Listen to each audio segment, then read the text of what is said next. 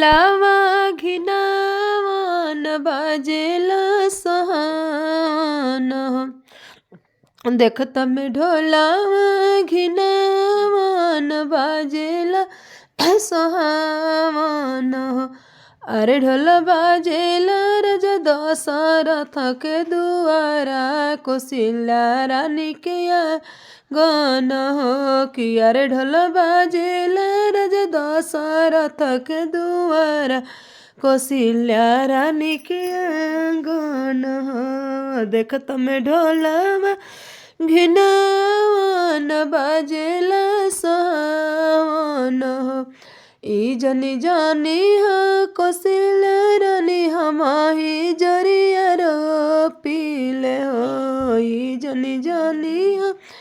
कौशल्या रानी हमाही जरिया रो पीले हो अरे जरी रो पेली जाना काजी के धियावा सर भगुनया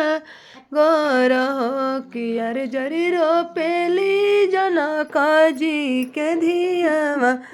देखत में ढोलावा घिनावन बाजेला सहावन। अगर हमारा वीडियो अच्छा लगे तो एक लाइक आप लोग ज़रूर करिए।